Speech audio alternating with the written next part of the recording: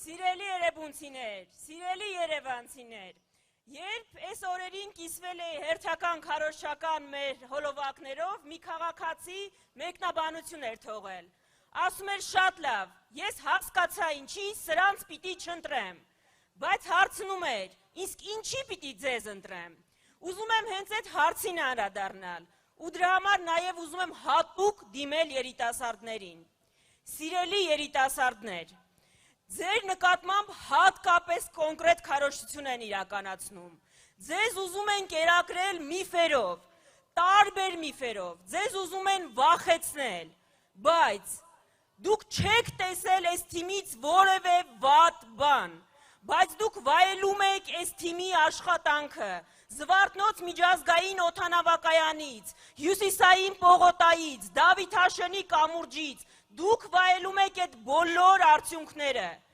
փոխարենը գործող իշխանության բոլոր վատ հետևանքները դուք ամեն օր կրում եք ձեր կյանքի վրա, 3 պատերազմ, հազարավոր զոհեր, քաոս, ասֆալտ, նման ասֆալտ, որ կա Երևանում, ուսման վարձերի թանկացում, ամեն ինչ դուք տեսնում եք սեփական աչքերով, ուրեմն, մի թողեք, որ միֆերը հաղթեն իրականությանը, մի ընտրեք միֆերի հիման վրա, ընտրեք իրականության հիման վրա, ու մերժեք այս վատ իրականությունը, այս անընդունելի իրականությունը, 2026-ին մերժեք 16-ին։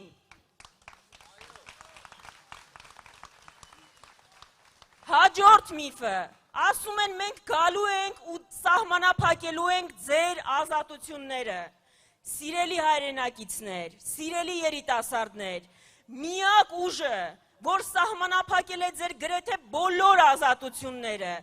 անգամ կրոնի ազատությունը, խոսքի ազատությունը, ձեզ քննադատելու համար անվանել է շպիոններ, ձեզ մեղադրել է մահացած չլինելու մեջ գործող իշխանությունն է, Այս հարթակը ազատ մարդկանց հարթակ է, ազատություն սիրող մարդկանց հարթակ է, մենք գալիս ենք ոչ թե ազատություններ սահմանափակելու, այլ ձեզ ազատություն բերելու։ Հաջորդ միֆը, ասում են գալիս են վրեժխնդիր լինելու,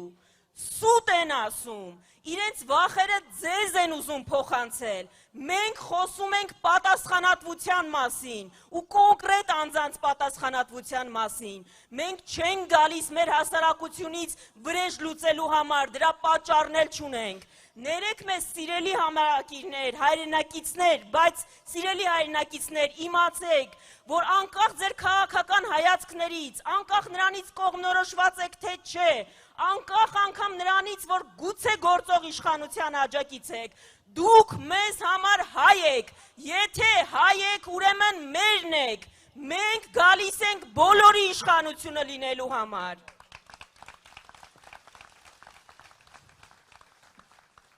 Ու վերջում, ասում են գալիս են, որ անցյալը վերականգնեն, վերադարձնեն, մենք մեր անցյալից ամաչելու բան չունենք, բայց մենք այստեղ կանգնած չենք անցյալ հետ գնալու համար, մենք այստեղ ենք ապագայի համար, մենք եկել ենք ապագա, նոր որակի պետություն ստեղծելու համար, չենք եկել անցյալի կարոտով, եկել ենք ապագայի տեսլականով, իրենք են անցյալ, իրենք են բոլոր վատի մարմնացումը, ուրեմն վատի և լավի միջև ընտրեք լավը, անցյալի ու ապագայի միջև ընտրեք ապագան։